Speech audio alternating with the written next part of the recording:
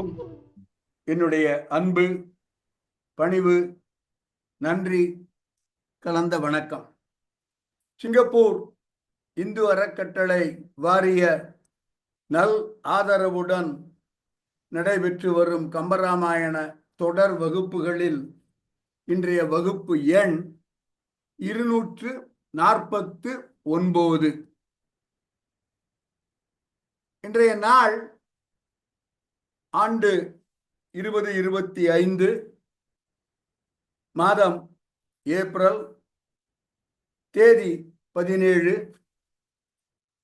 வியாழக்கிழமை. நான் இப்பொழுது இருக்கும் சென்னையில் நேரம் சரியாக மாலை 5 மணி, சிங்கப்பூரின் நேரம் சரியாக மாலை 7:30 மணி. என்னையும் ஒரு பொருட்டாக மதித்து இந்த வகுப்பில் கலந்து கொள்ள ஆர்வத்துடன் வந்திருக்கும் உங்கள் அனைவருக்கும் என்னுடைய நன்றி நன்றி கோடான கோடி நன்றி. கம்பராமாயணத்தில் யுத்தகாண்டம் பார்த்து கொண்டிருக்கிறோம். இராவணன் வதை முடிந்தது. ராவணன் இறந்து விட்டான் என்பதை குறித்து வீடணன் ராவணன் உடல் மீது விழுந்து கதறி புலம்பி வருத்தம் தோய்ந்து அழுகிறான். வீடணன் புலம்பல் என்ற நிகழ்வில் நாம் இப்பொழுது இருக்கிறோம்.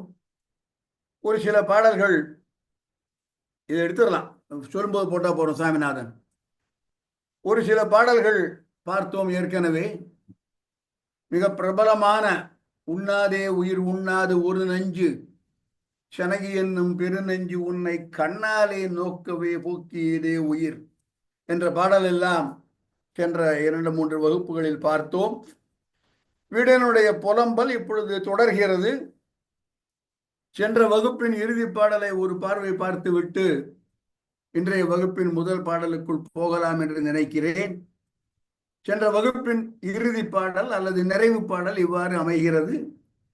வீரநாடு உற்றாயோ விரிஞ்சனாம் யாவர்க்கும் மேலாம் முன்பன் பேரநாடு உற்றாயோ பிறை சூடும் பிங்ககந்தம் புறம் பெற்றாயோ ஆரணா உன் உயிரை அஞ்சாதே கொண்டகன்றார் அது எல்லாம் நிற்க மாறனார் வலியாட்டம் தவிர்ந்தாரோ குளிர்ந்தானோ மதியம் என்பான் என்று அண்ணன் ராவணன் இறந்ததை குறித்து தம்பி வீடணன் அவன் உடல் மீது விழுந்து கதறி புலம்புகின்றான். வீரநாடு உற்றாயோ, வீரர்களுக்கு உண்டான நாடு, அதாவது சொர்க்கம். வீரநாடு உற்றாயோ விரிஞ்சனாம் யாவர்க்கும் மேலாம் முன்பன் பேரன் நாடு உற்றாயோ.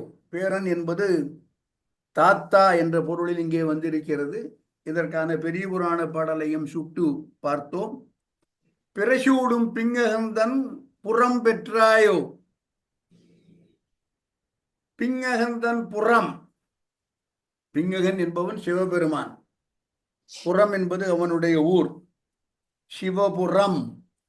இந்த புறம் என்ற சொல், அதுவும் சிவபுரம் என்ற சொல் நம்மில் பலருக்கும் பரிச்சயமான ஒரு சொல்.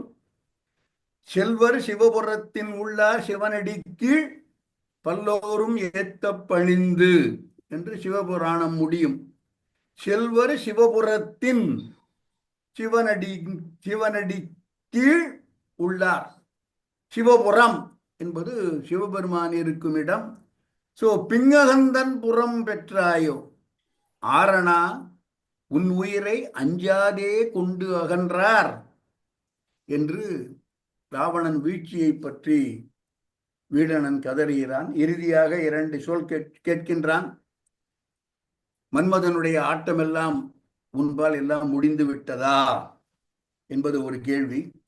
அடுத்ததாக அவன் கேட்பது, சந்திரன் இப்பொழுதாவது குளிர்ந்தானா உனக்கு என்று. குளிர்ந்தானோ மதியம் என்பான்.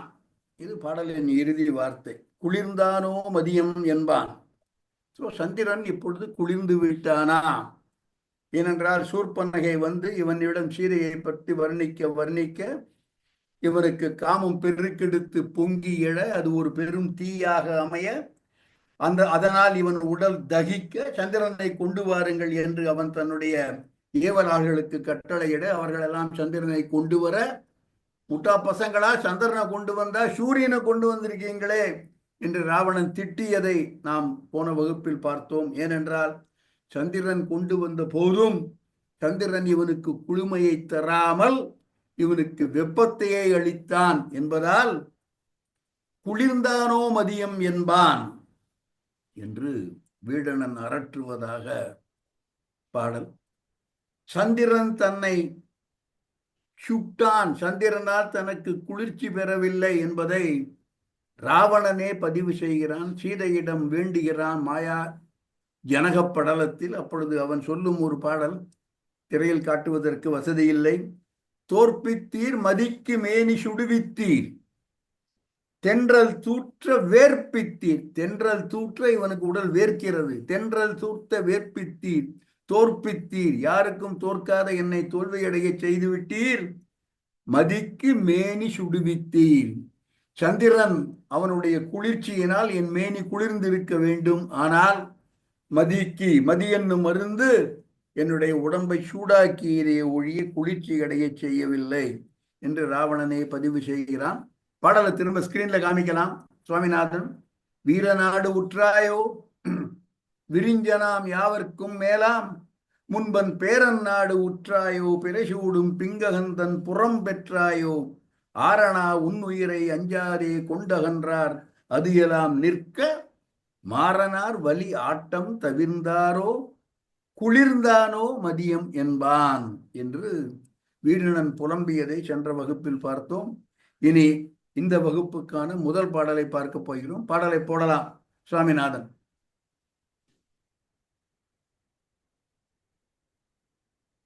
கொல்லாத மைத்துனனை கொன்றாய், கொல்லாத மைத்துனனை கொன்றாய் என்று அது குறித்து கொடுமை சூழ்ந்து, பல்லாலே இதழ் அதுக்கும் கொடும் பாவி பாரப்பழி தீர்ந்தாளே, நல்லாரும் தீயாரும் நரகத்தார் துறக்கத்தார் நம்பி நம்மோடு எல்லாரும் பகைஞரே யார் முகத்தே விழிக்கின்றாய் எளியை ஆனாய் என்று வீடணன் புலம்புகின்றான்.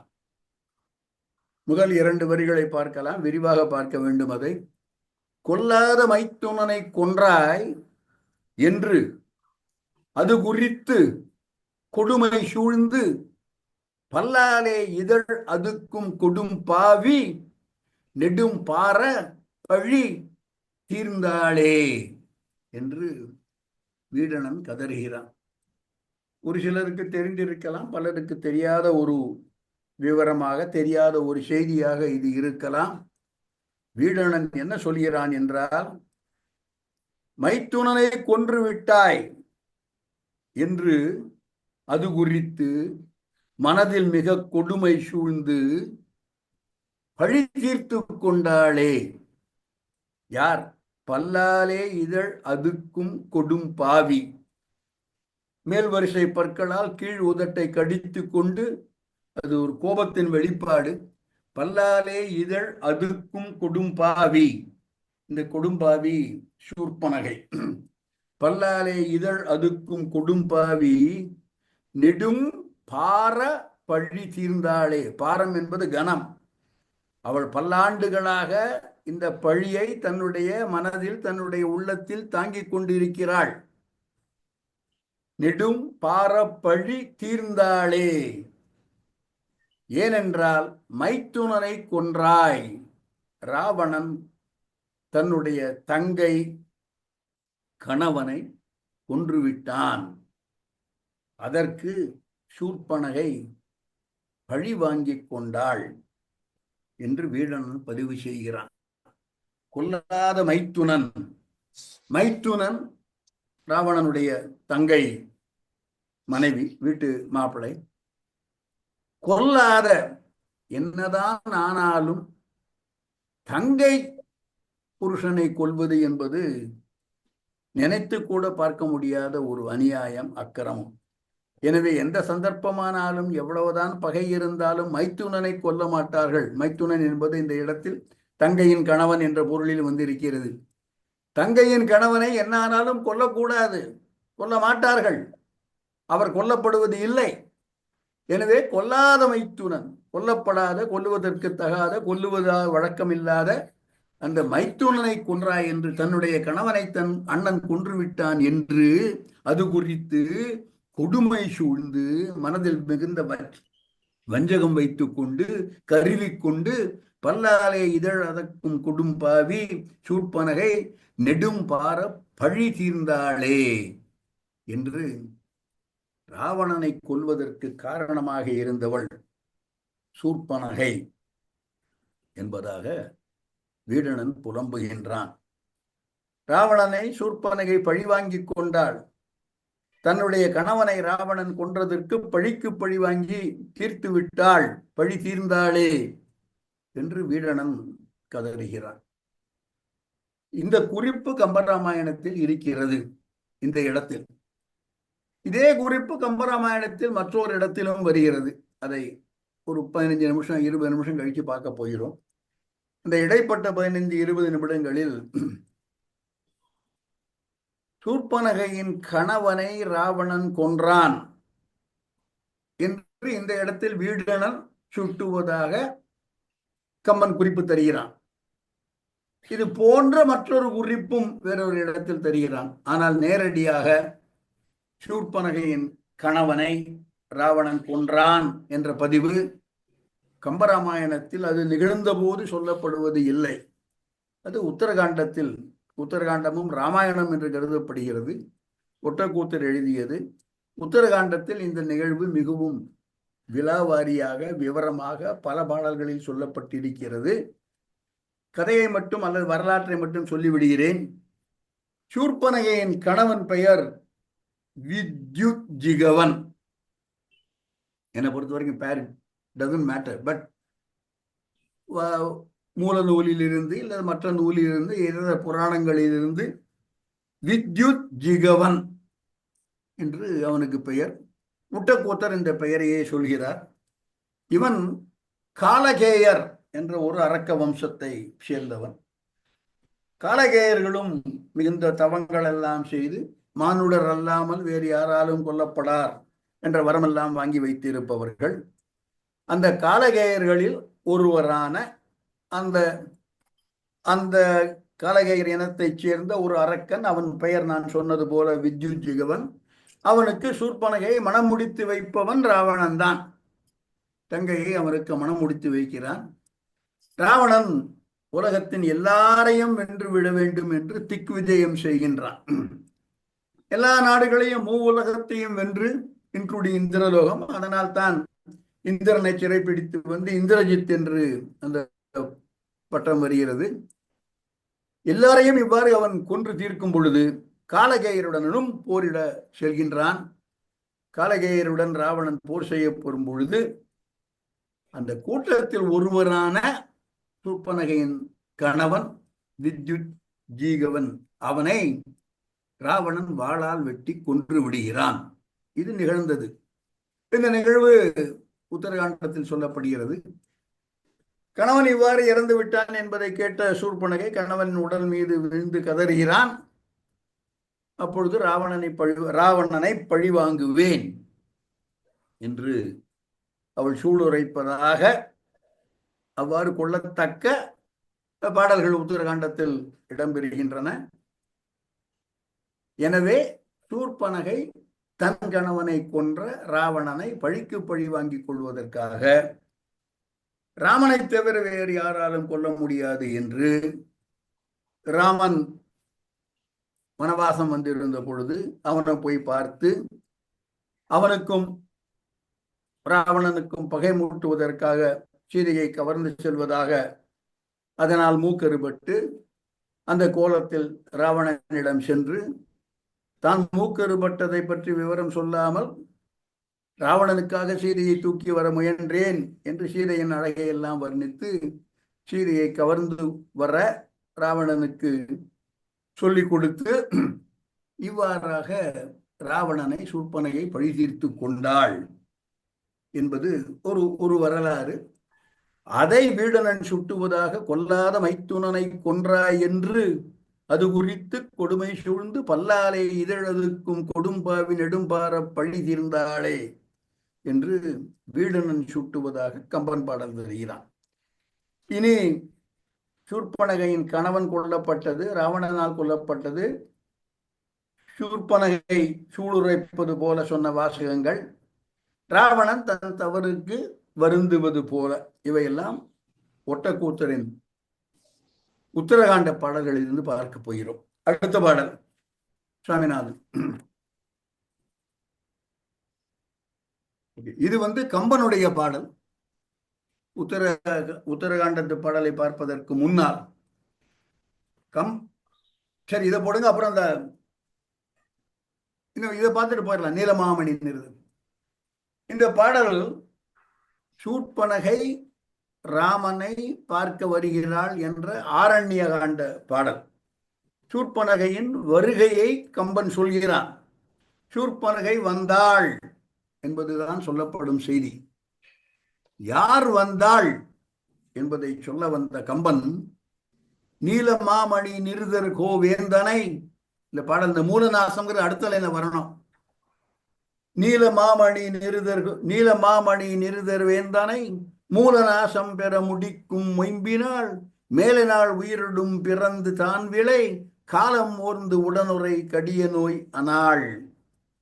நீலமாமணி நிருதர், இது ராட்சசரை குறிக்கக்கூடிய அறக்கரைக்கு குறிக்கக்கூடிய ஒரு வர்ணனை. மாமணி நீலம், கருமையான மணி போன்ற நிறமுடைய நிருதர், இவர் அரக்கர்கள்.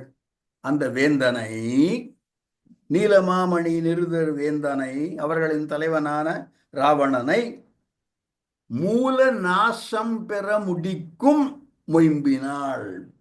மூலம், அந்த ரூட் வேரோட, ஆணி வேரோட பிடுங்கி, ஏனென்றால் எல்லோரும் இறந்து போய் விடுகிறார்கள் வீரனை தவிர.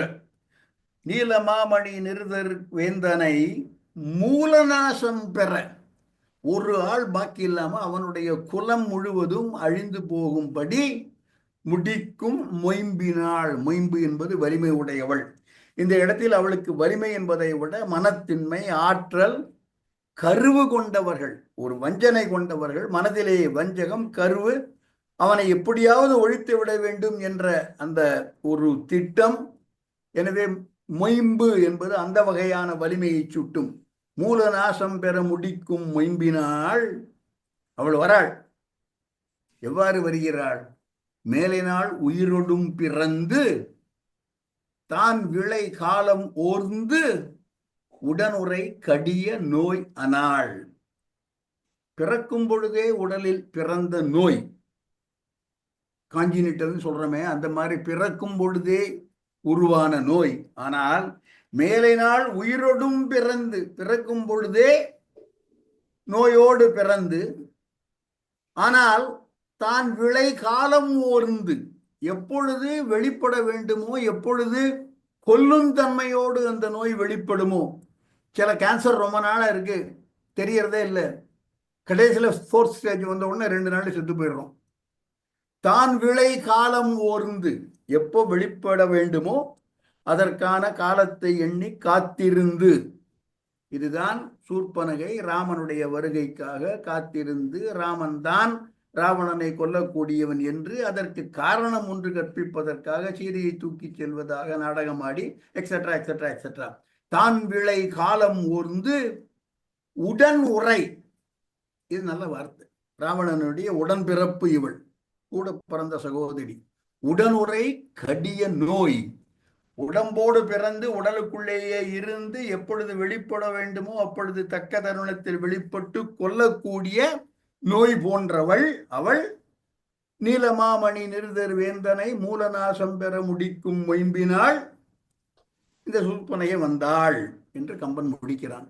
ஆக சூர்பனகை ராவணனை முடிப்பதற்காக ஆரண்ய காண்டத்தில் தோன்றுகிறாள் என்பதும் கம்பனுடைய பதிவு.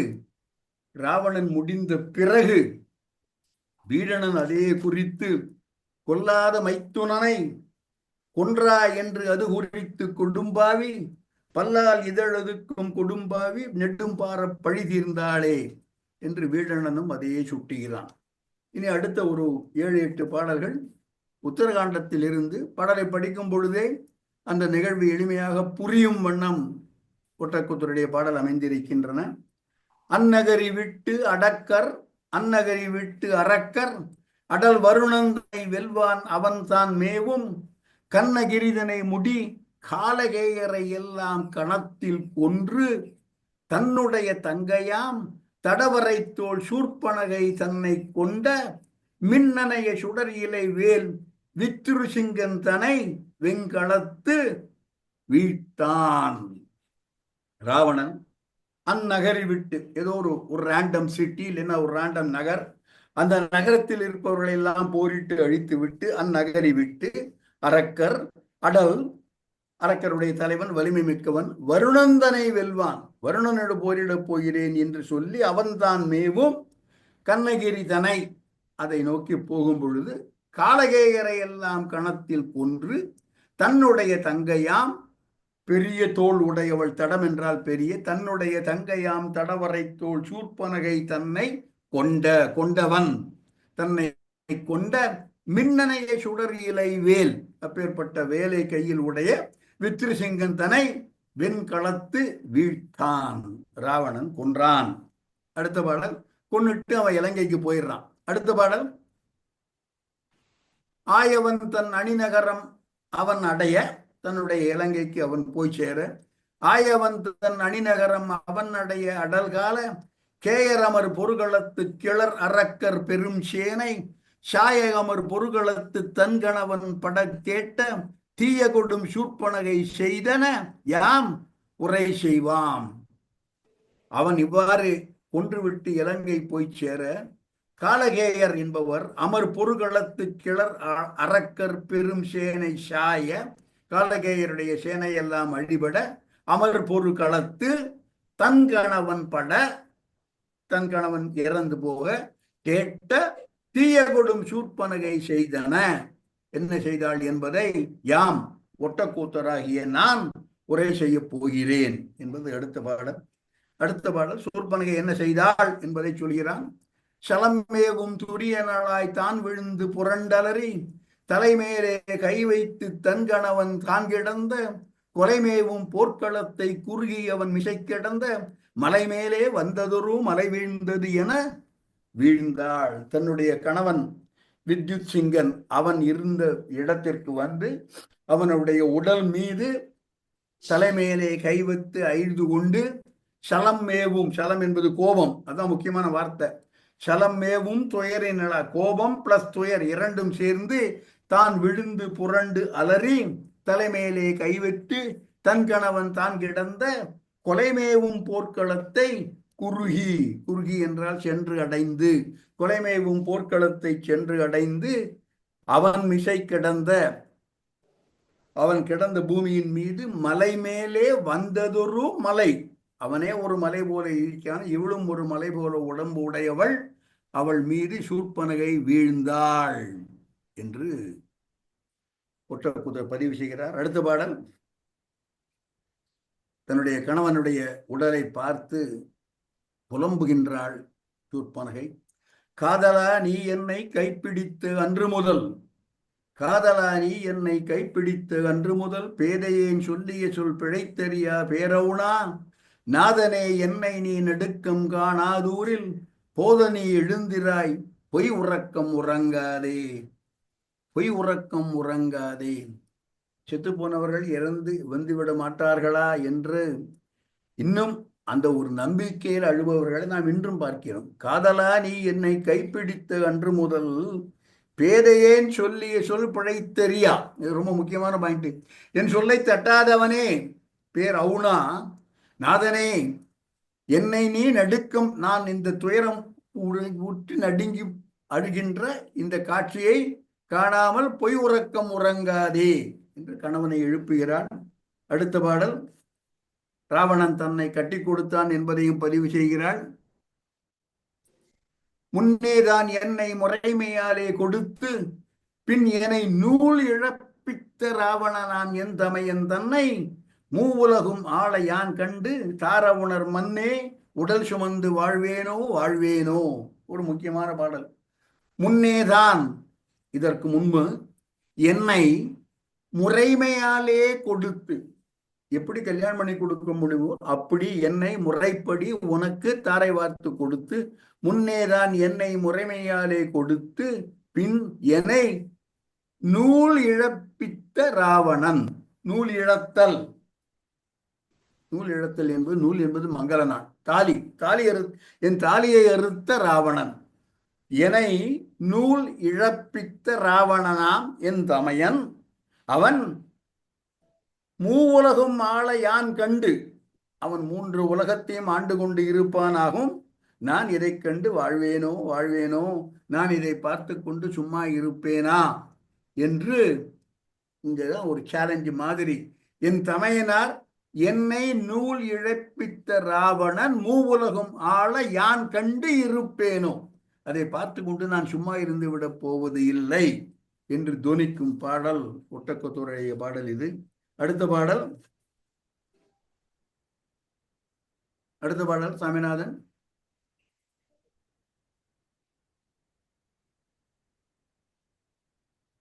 முளைப்பாலே நஞ்சாகி முனைமுகத்தில் ஒரு காலும் கொலைப்பால அன்னலர்சன் மைத்துனனை கொலை சூழ்ந்த புலைப்பாவி உன் தமையன் பொல்லான் என்று எல்லோரும் அலைப்பாலை அறவலைந்தேன் அண்ணாவோ அண்ணாவோ.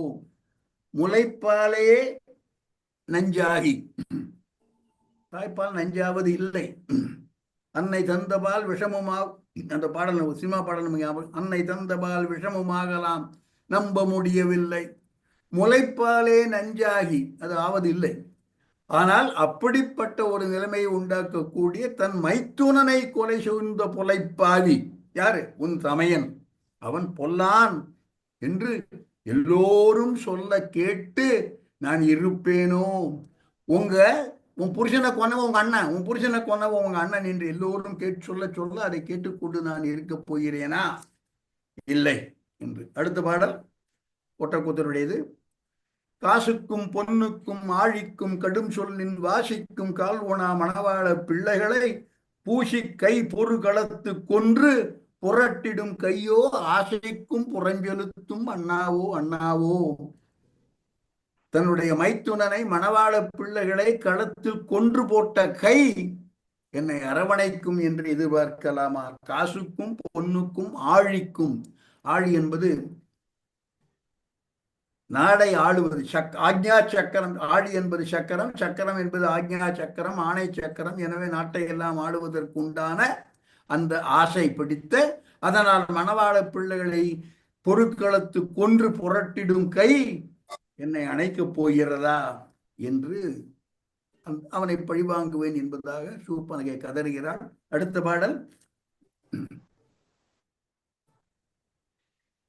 பாடல் மிகையெல்லாம் செய்தாரே ஆயிடினும் விளையாட்டாம் வகையெல்லாம் ஒரு காலும் மைத்துனர்மார் தம்மோடு பகையில்லை என்னும் அந்த பழமொழியும் கேட்டிலையோ. அகைவில்லான் வரையெடுத்து அண்ணாவோ அண்ணாவோ. மிகையெல்லாம் செய்தாலும், எவ்வளவுதான் கெட்டவனாக இருந்தாலும், எவ்வளவுதான் பகை செய்தாலும், மைத்துனன் கூட பகை இல்லை. தங்கையோட புருஷன் கூட, மைத்துனன் என்பது அந்த பொருளித்தான் இங்கே பயன்படுத்தப்பட்டிருக்கிறது. தங்கையின் புருஷன் கூட பகை இல்லை. எவ்வளவு கெட்டவனா இருந்தாலும், எவ்வளவுதான் பகை, அதாவது மிகையெல்லாம் செய்தாரை ஆயிடினும் விளையாட்டுக்கு கூட விளையாட்டாம் ஒரு காலும் மைத்துனர்மார் தம்மோடு பகை இல்லை என்னும் அந்த பழமொழி கேட்டிலையோ. அதை கேட்காம நீ மைத்துனனை கொன்று விட்டாயே என்று சூர்பனகை கதறுகிறாள். அகைவில்தான், அகை என்பது அகைதல் என்றால் எரிதல், எரிக்கக்கூடிய, முப்புறங்களை எரித்தவன் என்று கொள்ளலாம். அவன் வில்லை எடுத்து கொண்டு போய் எரித்தான். அகைவில்லான். வரை, வரை என்பது மலை, சிவனுடைய மலையை எடுத்து அண்ணனே அண்ணனே என்று கதறுகிறாள். அடுத்த பாடல் தங்கை விழுந்து அரண்டு, தங்கை விழுந்து புரண்டு அலற தாங்கி எடுத்து தசக்கிரீவன் மங்கை உனக்கு இங்கு இவ்வன் துயரம் வந்தது என் காரணம் என்ன? கங்கை முடியோன் வரையெடுத்தோய் காலகேயர் பொருதகத்து உன் அங்கை வாழால் என் கணவன் ஆவி உண்டாய் என அழுதாள். இவ்வாறு தங்கை அண்ணாவோ அண்ணாவோ என்று ராவணன் முன்னால் வந்து கதற, தங்கை விழுந்து புரண்டு அலற தாங்கி எடுத்து தசக்ரீவன் ராவணன், மங்கை உனக்கு இங்கு இவ்வன் துயரம் வந்தது என் காரணம் என்ன என்று கேட்க, கங்கை முடியோன் வரை எடுத்தோய். கங்கை முடியோன் என்பது சிவன், கங்கையை தலையில் வைத்துக் கொண்டவன். அவனுடைய வரை, வரை என்பது மலை, கைலாய மலையை எடுத்தவனே, காலகேயர் பொருதகத்து, காலகேயருடன் சண்டை போட்ட பொழுது அங்கை வாளால், உன்னுடைய கையில் இருக்கக்கூடிய அழகான வாளால் என் கணவன் ஆவி உண்டாய் என அழுதாள். என்னுடைய கணவனை நீ கொன்று விட்டாய் என்று சூர்பனகை அழுதாள். இவையெல்லாம் உத்தரகாண்ட பாடல்கள். அடுத்த பாடல், அடுத்து இல்ல, இதுக்கு ஒரு நடுவில் பாட்டு இருக்கு, இன்ன பலவும் இவருக்கு பண்ணி. சரி விழுங்க, ஒரு பாட்டு மிஸ் ஆயிருக்கு. இது எடுத்துடலாம். இவ்வாறு சூர்பனகை கதற, இந்த பாடல் எடுத்துடலாம் சுவாமிநாதன், இதையும் எடுத்துடலாம். இவ்வாறு சூர்பனகை கதற, ஒரு பாடல் ஒட்டக்கூத்தரோடது விட்டு போயிருக்கு. இன்ன பலவும் பண்ணும் இவற்கு இலங்கை வேந்தன் ஈது உரைக்கும், உன்னை உடைய கணவனை நான் ஒன்றும் உணராது உயிர் உண்டேன். என்னை அமரின் மதிமயக்கி என்னாலே இறந்தவன் ஆவி தன்னை உண்ட விதி யாரை தடுக்க வல்லார்தம் உண்டோ என்று இன்ன பலவும் பண்ணும் இவளுக்கு, இவ்வாறு சூர்பனகை கதறி அழ, இன்ன பலவும் பண்ணும் இவளுக்கு இலங்கை வேந்தன் ஈது உரைக்கும் பின்வருமாறு சொன்னான். என்ன சொன்னான் என்றால், உன்னை உடைய கணவனை நான் ஒன்றும் உணராத உயிர் உண்டேன். இவன் உன்னுடைய புருஷன் கூட தெரியாம போர்ல எல்லாரையும் அழித்த போது இவனையும் சேர்த்து அழித்து விட்டேன், இவன் தான் உன் புருஷன் என்று உணராமல் உயிர் உண்டேன். உன்னை உடைய கணவனை நான் ஒன்றும் உணராத உயிர் உண்டேன் என்பது ராவணனுடைய வாக்கு. என்னை அமரின் மதி மயக்கி, போர் என்ற அந்த ஒரு வேகம், காசுக்கும் பொருளுக்கும் ஆழிக்கும் என்று சொன்னாரே, அந்த மாதிரி எல்லாவற்றிற்கும் ஆசைப்பட்டு பேராசைப்பட்டு என்னை அமரின் மதிமயக்கி என்னாலே இறந்தவன் ஆவி தன்னை உண்ட, நான் இல்லை விதி யாரை தடுக்க வல்லார், அது தடுப்பார் உண்டோ என்று ராவணன் தன்னுடைய தங்கைக்கு சொல்கிறான். ஆக இப்பொழுது இவ்வளவுக்கும் காரணம் வீழனன் கதறும் அந்த பாடல். முடிந்தால் சாமிநாதன் போடலாம். கொல்லாத மைத்துனனை கொன்றாய் என்று அது குறித்து கொடுமை சூழ்ந்து, இன்னும் பின்னால போனோம், இன்னும் பின்னால கொல்லாத மைத்துனனை அங்க உணர்ந்து நிறுத்துங்க. இன்னும் பின்னால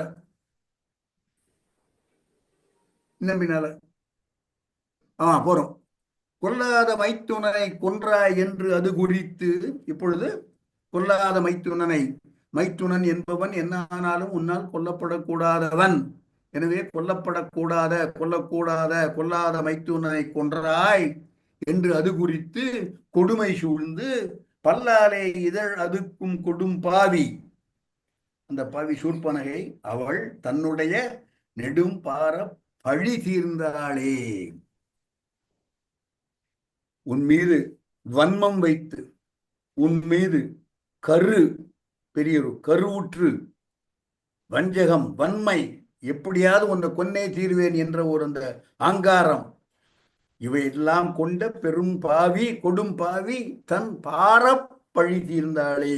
இத்தனை ஆண்டுகளாக தன் மனதில் பொதுக்கி வைத்திருந்த அந்த பழியை தீர்த்து கொண்டாளோ என்று ராவணன் விழுந்து கிடப்பதை பார்த்து விபீடனன் அவன் மேனியின் மீது விழுந்து புரள்கிறான்.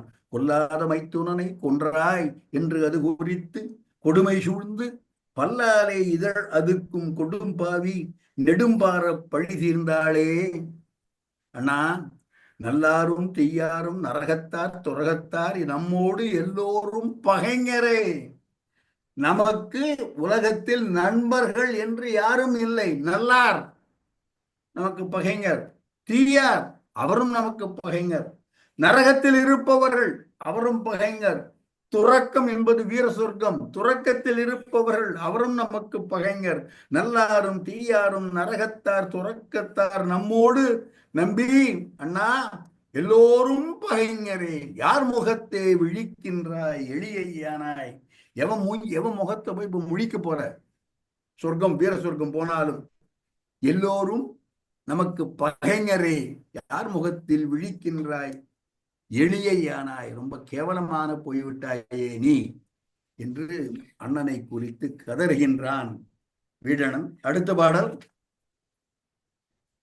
தள்ளி, நிறைய பாடல் தள்ளி போனோம். போர் மகளை அந்த பாடலுக்கு போனோம். சாமிநாதன், இதுக்கு அடுத்தது, இதுக்கு அடுத்தது, இதுக்கு அடுத்தது, இதுக்கு அடுத்தது போர் மகளை.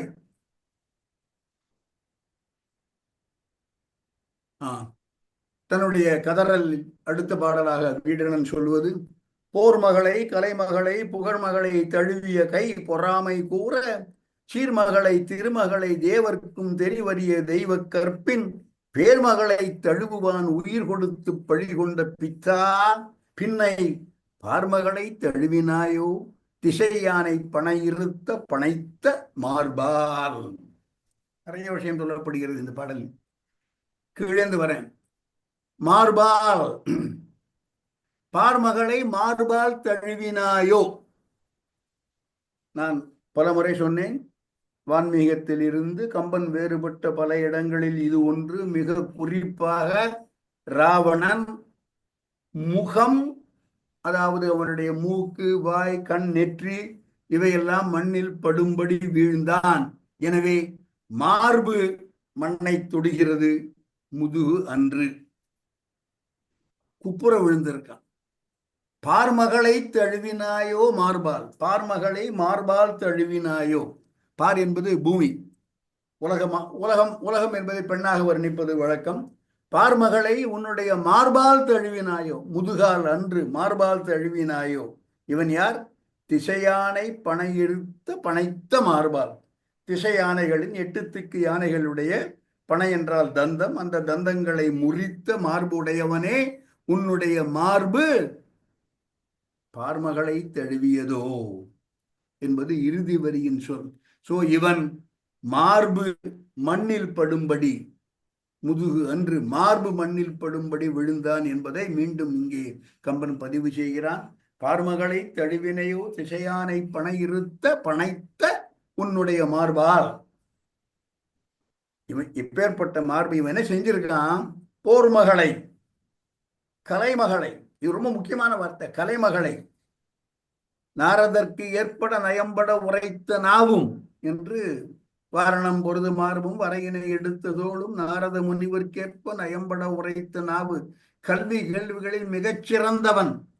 சோ போர்மகளை தைரியலட்சுமி என்று வைத்துக் கொள்ளலாம். அவளை வென்றவன். போர்மகளை, கலைமகளை, புகழ்மகளை. இப்பேற்பட்ட இலக்குமிகளை அல்லது இப்பேற்பட்ட புகழ்களை, இப்பேற்பட்ட பெண்களை பெண்களாக உருவகப்படுத்தும் இந்த சிறப்புகளை எல்லாம் தழுவி, போர்மகளை கலைமகளை தழுவிய கை. அந்த கை இப்பொழுது என்ன எடுத்து, அந்த கைக்கு ரொம்ப பொறாமை கூற, அந்த கைகளுக்கெல்லாம் பொறாமை ஏற்படும்படி. ஏனென்றால் போர்மகளை தழுவிய கை இந்த கை, கலைமகளை தழுவிய கை இந்த கை, புகழ்மகளை தழுவிய கை இந்த கை, எங்களையெல்லாம் விட்டு விட்டு இன்னொரு மகளை இப்பொழுது இந்த கை போய் தழுவுகிறதே என்று அந்த சீதையை தழுவ வேண்டும் என்று ஆசைப்பட்ட கையை பார்த்து, போர்மகளை கலைமகளை புகழ்மகளை தழுவிய கை பொறாமை கொண்டது. பொறாமை கூற, போர்மகளை கலைமகளை புகழ்மகளை தழுவிய கை பொறாமை கொள்ள, கூறுதல் என்றால் மிகுந்த பொறாமை அடைய என்ன நடந்தது? சீர்மகளை திருமகளை தேவர்க்கும் தெரிவு அறிய தெய்வ கற்பின் பேர்மகளை. அதான் முக்கியம். சீதைக்கு எத்தனை நடைமொழி கொடுக்கிறான் பாருங்க கம்பன். சீர்மகள், திருமகள், லட்சுமின்னே சொல்லிட்டான். தேவர்க்கும் தெரிய அறிய தெய்வ கற்பு, தேவராலும் கணிக்க முடியாத அளவு அற்புதமான பெரிய மிகப்பெரிய கற்பு உடையவள். தேவர்க்கும் தெரிவு அறிய தெய்வ கற்பில், அவளுக்கு பெயர் சீதை. பேர்மகளை தழுவுவான்.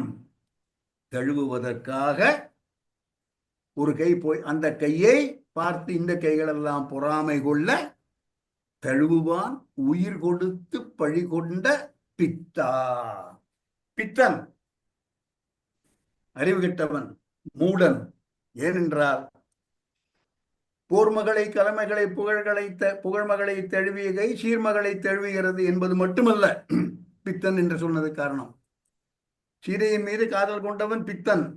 அது தவிர ஒரு வார்த்தை போடுற மாதிரி கம்பன், உயிர் கொடுத்து பழி கொண்ட பித்தன். அற்புதமான ஒரு வார்த்தை. பழி கொண்டவன். அந்த பழி எதை விலையாக கொடுத்து இந்த பழியை வாங்கி இருக்கிறான் பாருங்கள். உயிர் கொடுத்து பழி கொண்டவன். எனவே பித்தன். எதற்காக உயிர் கொடுக்கலாம் சொல்லுங்க? எதற்காக உயிர் கொடுக்கலாம்? பழிக்காக உயிர் கொடுப்பவன் பித்தன். எதற்காக உயிர் கொடுக்க வேண்டும் என்றால் புறநானூறு சொல்லி இருக்கிறது, புகழனின் உயிரும் கொடுக்குவர். அந்த பாடலை பார்க்க போன இப்போ. ஸோ உயிர் கொடுத்து பழி கொண்ட பித்தன். பழி கொள்ளலாம்,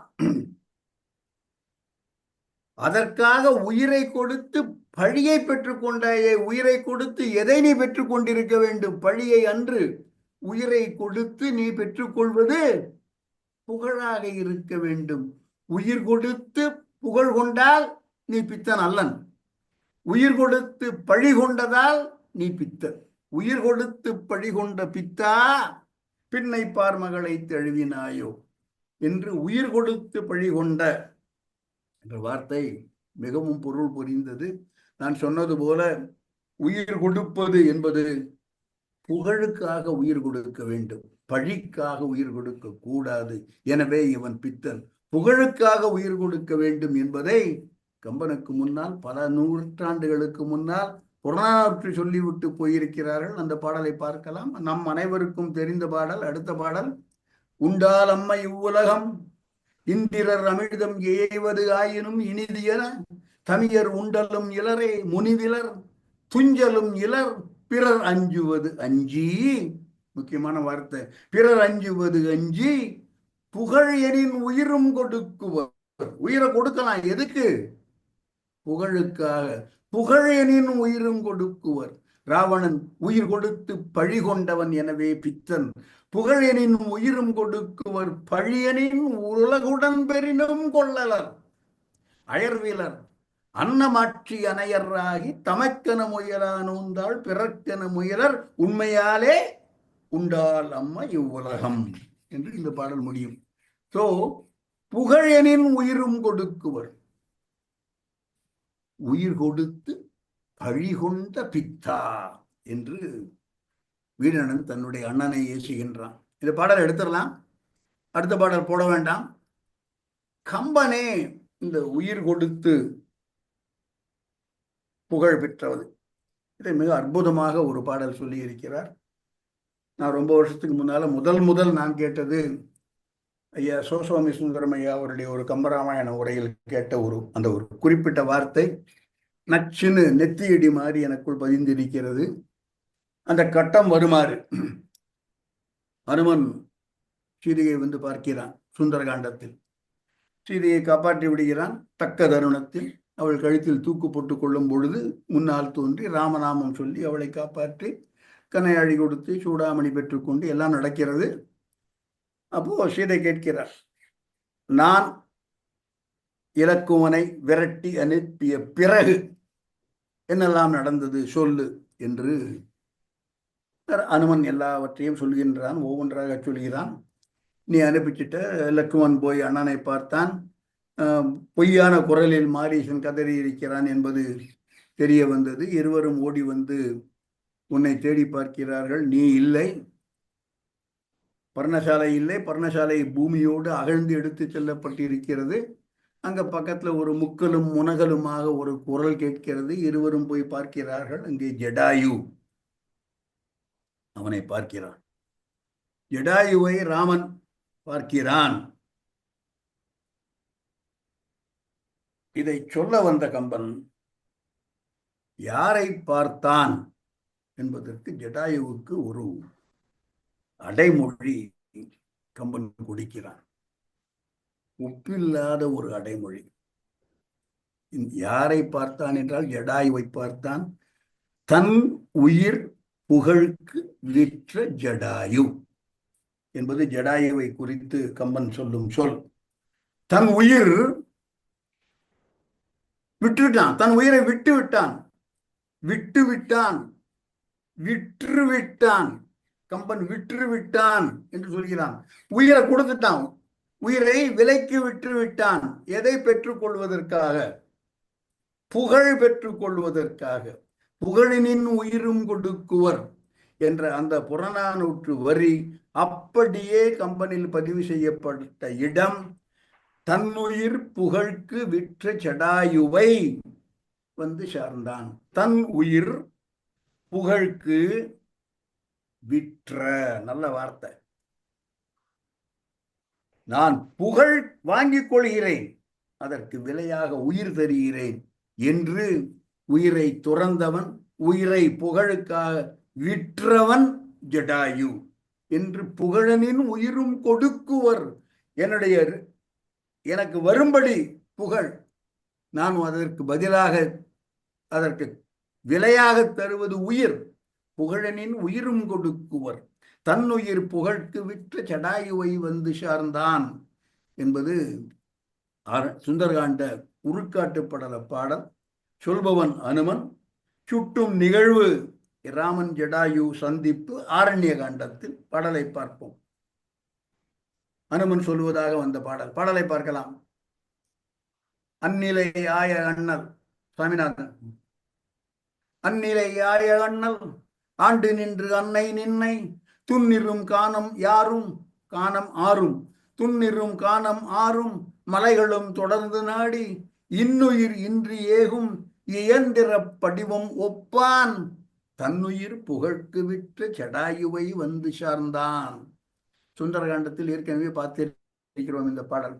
அந்நிலை இவ்வாறு நீ இல்லை என்பதை ராமன் பர்ணசாலையோடு இருந்த இடம் குழிபட்டு கிடக்க பர்ணசாலையோடு தூக்கிச் செல்லப்பட்டிருக்கிறாய் என்பதை கண்டு அந்நிலை ஆய அண்ணல் ஆண்டு நின்று அன்னை நின்னை தேடிக்கொண்டு வருகிறான். எங்கெல்லாம் துன்னிரும் காணம், கான் என்பது காணம், கான் ஆறு மலைகள் எல்லா இடத்திலும் தொடர்ந்து நாடி எவ்வாறு ராமன் இயங்குகிறான். உயிர் இல்லாத ஒரு மெக்கானிக்கல் எக்யூப்மெண்ட், இயந்திர படிவம், இன்னுயிர் இன்றி ஏகும் இயந்திர படிவம், ரோபோ என்று கொள்ளலாம். இன் உயிர் இன்றி ஏகும், உயிர் இல்லாத ஒரு இயந்திர படிவம். இயந்திர படிவம்ங்கிறது ஒரு மெக்கானிக்கல் எக்யூப்மெண்ட். அது போல இருந்த ராமன் யாரை பார்த்தான்? தன்னுயிர் புகழ்க்கு விற்ற ஜடாயுவை வந்து சார்ந்தான். தன்னுயிர் புகழ்க்கு விற்ற ஜடாயு என்பது ஒப்பில்லாத ஒரு அடைமொழி. ஜடாயுவுக்கு கம்பன் கொடுக்கும் அடைமொழி. இது எடுத்துடலாம், அடுத்த பாடல் போட வேண்டாம். இவ்வாறு வீடனனுடைய புலம்பல் நிறைவு பெறுகிறது. அலறி விழுந்து கதறி அண்ணனுடைய புகழையெல்லாம் சொல்லி, அண்ணன் ஏன் இறந்து போனான், என்னென்ன பிழைகள் எல்லாம் அண்ணன் செய்தான், தான் சொன்னதையெல்லாம் கேட்கவில்லையே அண்ணன் என்றெல்லாம் கதறி விழுந்து வருத்தப்பட்டு ஏங்கி அழுகின்ற வீடணனை வந்து தேற்றுகின்றான் ஜாம்பவான். அவன் வீடணனை எடுத்து அணைத்து ஆறுதல் சொல்லி தேற்றி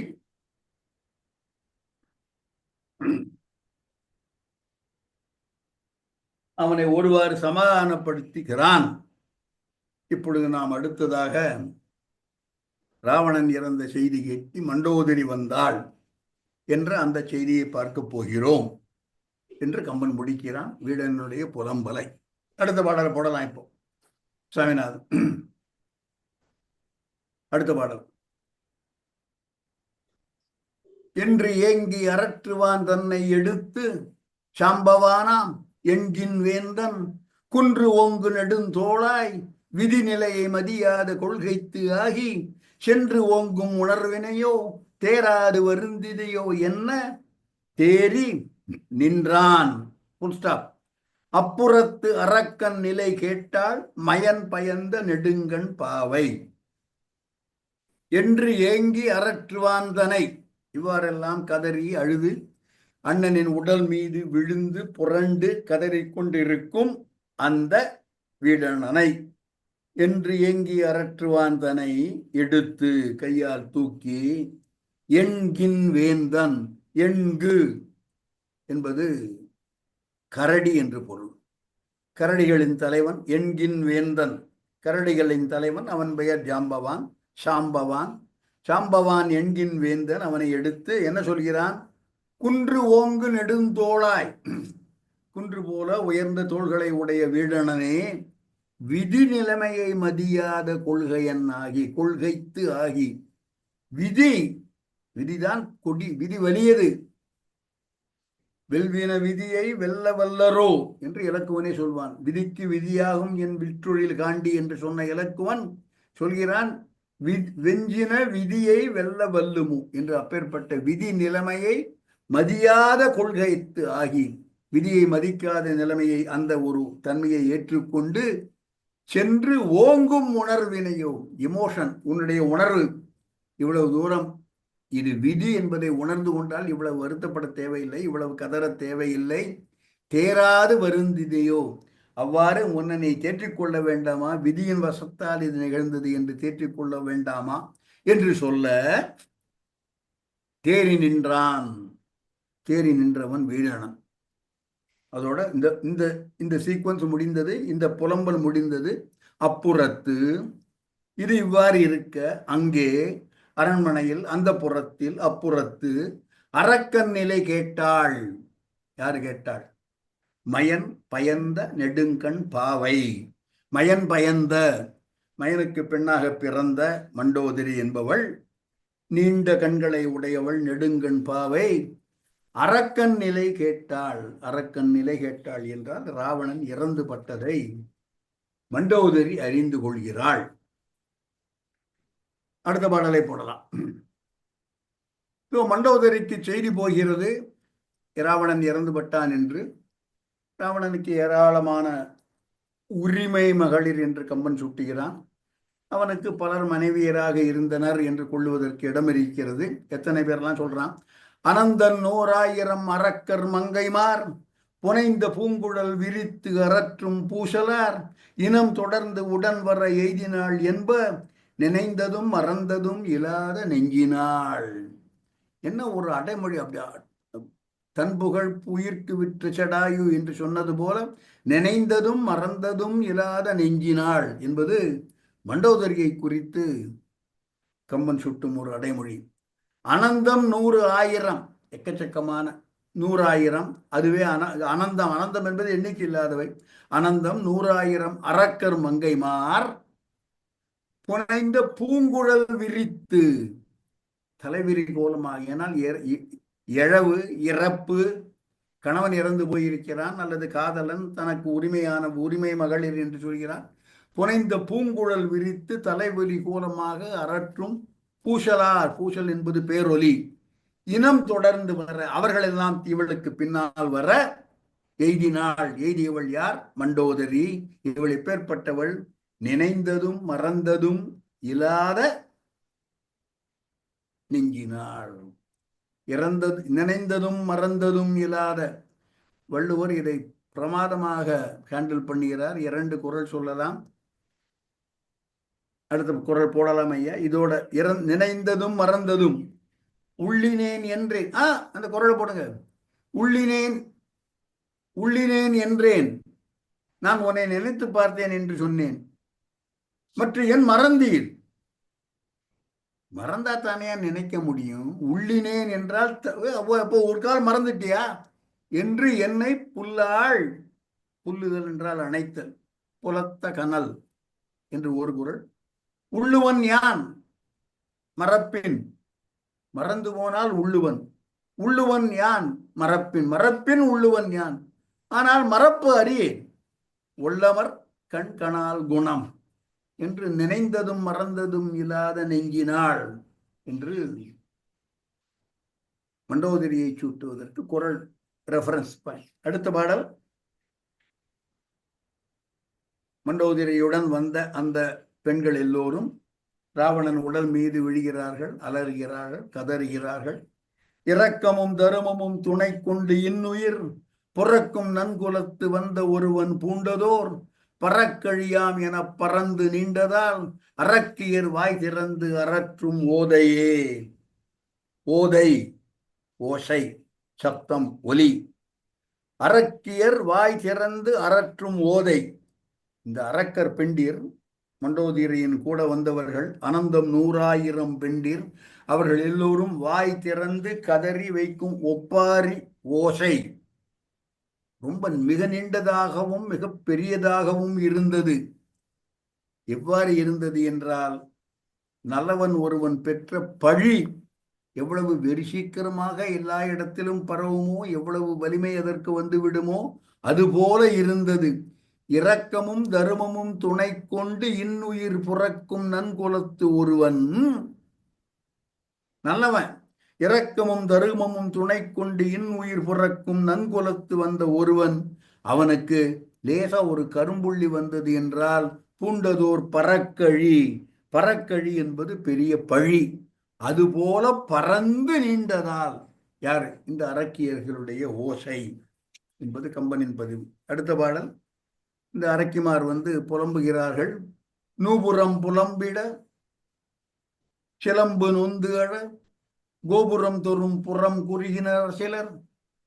புரந்தரன் பகை அற்றது ஆம் என மாபுரம் தவிர விண்வழி சென்றனர் சிலர்.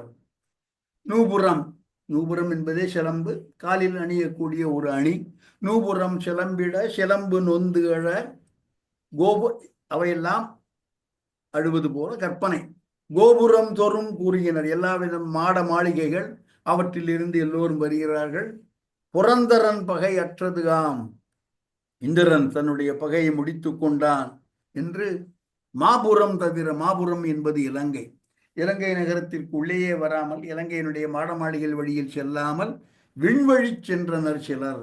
நேரடியாக விண்ணுலகம் போய்விட்டார், எல்லோரும் இறந்து போகிறார்கள் என்று பதிவு. விண்வழி சென்றனர் சிலர். ஆகாய மார்க்கமாக ராவணன் இருக்கும் இடத்திற்கு வந்தார், அப்படி கொள்ளலாம். விண்வழி ராவணன் இருக்கும் இடத்திற்கு வந்து சேர்ந்தார்கள் இந்த அரக்க மகளிர், அனந்தம் 100,000 பேர். இவர்கள் குழுமி இவருடைய ஒலியை பற்றி பல பாடல் சொல்கிறான் கம்பன். அடுத்த பாடல். அழைப்பொலி முழக்கு எழ அழகு மின்னிட குழைப்பொலி நல் அணி குலங்கள் வில்லிட உழைப்பொலி உன் கண் நீர் தாரை மீது உக மழை பெறும் குலம் என வான் வந்தார் சிலர். விண்வழியாக சிலர் வந்தார்கள், வான வழியாக சிலர் வருகிறார்கள் ராவணன் இருக்கும் இடத்திற்கு அவன் உடலை பார்ப்பதற்கு. மேலே விழுந்து அழுது கதறுவதற்காக. அழைப்பு ஒலி முழக்கு, முழக்கு என்பது முழக்கம். நீ வாடி நீ வாடி என்று ஒவ்வொருவரையாக கூப்பிட்டு கொண்டு அந்த அழைப்பு, கூவி கூவி ஒருவரை மற்றொருவர் கூவி அழைக்கும் அழைப்பு, அழைப்பு ஒலி, அந்த முழக்கம் எழ அழகு மின்னிட குழை பொலி, குழை என்பது காதணி, பொலிவான நல்ல அணிக்குலங்கள் வில்லிட வானவில் போன்று ஒளி எழுப்ப, அது ஜொலிக்க. குழை, குழை என்பது காதணி சொன்ன, குழைக்காதன் என்பதே கடவுளுக்கு பெயர். குழை பொலி நல் அணி குலங்கள், அணி என்பது அணிகலன், குலங்கள் என்றால் கூட்டம், அவையெல்லாம் வானவில் போல ஜொலிக்க. உழை பொலி, உழை என்பது மான், மான் போன்ற கண்ணுடையவர். உழை பொலி உன் கண் நீர் தாரை மீது உக, மானை போன்ற இவர்கள் பெற்றிருந்த கண்கள் அதிலிருந்து தாரை தாரையாக நீர் பொழிய.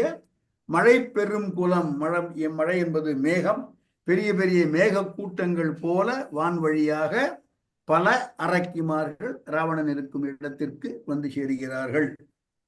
வந்தவர்கள் என்ன செய்கிறார்கள்? அடுத்த பாடல்.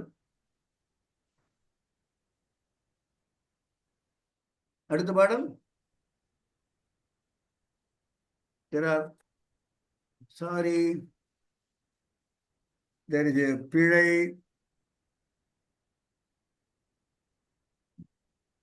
நிறைய பாடல் விட்டு போயிருக்கு, பரவாயில்ல. இதுக்கு முந்தின பாடல், இந்த ரெண்டுக்கு நடுவில் நிறைய பாடல் இருக்கு சார். வேற நான் உங்களுக்கு அனுப்பியதில் இருக்கின்றன, பரவாயில்ல. நான் there is a mistake in this. Okay, இவ்வளவுக்கும் நம்ம டெஸ்ட் பண்ணோம். இதை எடுத்துடலாம். நான் பாடலை படிக்கிறேன். இந்த பாடலுக்கு வருவதற்கு முன்னால் இந்த பெண்கள் என்னெல்லாம் செய்தார்கள் என்று. தலைமிசை தாங்கிய கரத்தர் தாரை நீர் முலைமிசை தூங்கிய முகத்தர் மொய்த்து வந்து அலைமிசை கடலின் நீள் வீழ் அன்னம் போல் அவன் மலைமிசை தோள்கள் மேல் வீழ்ந்து மாழ்கினார். தலைமிசை தாங்கிய கரத்தர், தலைமிசை தாங்கிய கரத்தர் தாரை நீர் முலைமிசை தூங்கிய முகத்தர், கண்ணில் இருந்து வரும் அந்த கண்ணீர் மார்பகம் வழியாக கீழே விழுகிறது. முலைமிசை தாங்கிய முகத்தர் மொய்த்து வந்து, ஒரு அப்படியே அப்பிக்கிறது. மொய்த்தல் அந்த வார்த்தை என்ன இருக்கு, முச்சுண்டோன்னு சொல்றோம் இல்லையா, அந்த மாதிரி மொய்த்து வந்து அலைமிசை கடலின் வீழ் அன்னம் போல், கடலில் எல்லா அன்னக்கூட்டங்கள் வந்து சேருவது போல அவன் மலைமிசை தோள்கள் மேல் வீழ்ந்து மாழ்கினார். மாழ்குதல் என்றால் மயங்கி போதல். பாடல் இவ்வாறு இருக்கிறது. திரையில காண்பிக்க முடியாததால் படிக்கிறேன். தலைமிசை தாங்கிய கரத்தர் தாரை நீர் முலைமிசை தூங்கிய முகத்தர் மொய்த்து வந்து அலைமிசை கடலின் வீழ் அன்னம் போலவன் மலைமிசை தோள்கள் மேல் வீழ்ந்து மாழ்கினார். அடுத்த பாடல். தழுவினர் தழுவினர் தலையும் தாள்களும், தழுவினர் தழுவினர் தலையும் தாள்களும் எழு உயர் பயங்களும் மார்பும் எங்கனும் குழுவினர் முறை முறை கூறு கூறு கொண்டு அழுதனர் அயர்த்தனர் அரக்கிமார்களே. தழுவினர் தழுவினர், ஒவ்வொருவரும் ராவணனுடைய உடலை தழுவிக் கொள்கிறார்கள். தழுவினர் தழுவினர் தலையும் தாள்களும், தலையை தழுபவர்கள் சிலர், பாதங்களை தழுபவர்கள் சிலர். தழுவினர் தழுவினர் தலையும் தாள்களும் எழு உயர் புயங்களும், எழு என்றால் தூண், தூண் போன்ற உயர்ந்த புயங்களும் மார்பும் எங்கனும், ராவணனுடைய உயர்ந்த தோள்கள் மார்பு எங்கனும் குழுவினர். அப்புறம் ஒரு வார்த்தை போடுறான் கம்பன், அன்பார்ச்சுனேட்லி ஸ்கிரீன்ல காமிக்க முடியல. முறை முறை கூறு கொண்டு, என்ன ஒரு வார்த்தை பாருங்க, முறை முறை கூறு கொண்டு. ஏய், உனக்கு அந்த கால், ஏழாவது தோல் உனக்கு, எட்டாவது கை எனக்கு, ஐந்தாவது முழங்கை எனக்கு என்று முறை முறை கூறு கொண்டு, ராவணனுடைய உடம்பில் இந்தந்த இடங்களில் நாங்கள் எல்லாம் விழுந்து அழப்போகிறோம் என்று முறை முறை கூறு கூறு கொண்டு அழுதனர் அயர்த்தனர் அரக்கிமார்களே. அடுத்த பாடல். வருத்தம் ஏது எனின் அது புலவி, வைகளும் பொருத்தமே வாழ்வி என பொழுது போக்குவார், ஒருத்தர் மேல் ஒருத்தர் வீழ்ந்து உயிரின் புல்லினார், திருத்தமே அணையவன் சிகர தோள்கள் மேல். வருத்தம் எது எனின் அது புலவி. இந்த அரக்கிமார்களுக்கெல்லாம் வருத்தம் தரக்கூடிய செயல் என்று ஏதேனும் ஒன்று இருந்தால் அது ராவணன் கொண்ட ஊடல், புலவி. வருத்தம் ஏது எனின் அது புலவி, வைகளும் பொருத்தமே, நாள்தோறும் அவனோடு கூடி கழித்தவர்கள், நாளோடும் அவனோடு பொருந்து இருந்து கழித்தவர்கள். வைகளும் பொருத்தமே வாழ்வு என பொழுதுபோக்குவார், அவ்வாறே பொழுதுபோக்கியவர்கள் இவர்கள். ஒருத்தர் மேல் ஒருத்தர் வீழ்ந்து உயிரின் புல்லினார், திருத்தமே அணையவன் சிகர தோள்கள் மேல், அவனுடைய 20 தோள்களின் மேலும் எல்லோரும் விழுந்து தழுவிக் கொள்ளுகிறார்கள். புல்லுதல் என்றால் தழுவிக் கொள்ளுதல். யாரெல்லாம் தழுவிக் கொண்டார்கள்? இயக்கியர், அரக்கியர், உரகர், ஏழையர், மயக்கமில் சிட்டியர், விஞ்சை மங்கையர், முயக்கு இயல் முறை கெட முயங்கினார்கள் தம் துயக்கு இலா அன்பு மூண்டு எவரும் சோரவே. இயக்கியர் யக்ஷர்கள், அரக்கியர், உரகர், உரகம் என்றால் பாம்பு, சோ பாதாள லோகத்து மங்கையர், நாககன்னிகைகள், ஏழையர் வலுவில்லாதவர்கள், மயக்கமில் சித்தியர் சித்தி பெண்கள், விஞ்சை மயங்கியர் வித்யாதர பெண்கள், முயக்கு இயல் முறை கெட முயங்கினார்கள். முயங்குதல் என்றால் தழுவுதல். முயக்கு இயல் கமனுடைய வார்த்தை. நம்ம வேதியியல் கேட்டிருக்கோம், தாவரையியல் கேட்டிருக்கோம், புவியியல் கேட்டிருக்கோம், கணிதவியல் கேட்டிருக்கோம், வானவியல் கேட்டிருக்கோம். கம்பன் ஒரு புது இயல் சொல்றான், முயக்கு இயல். தழுவுவதற்கு என்று கணவனை காதலனை தழுவிக்கொள்கிற முறை, முயக்கு இயல் முறை கெட முயங்கினார்கள். இவ்வாறுதான் இந்த இடத்தில் தான் தழுவிக்கொள்ள வேண்டும் என்ற அந்த வகையெல்லாம் போய் ஒழிந்து போய்விட்டது. அந்த இயல்பு எல்லாம் போய்விட்டது. முயக்கு இயல் முறை கெட முயங்கினார்கள். யாரு?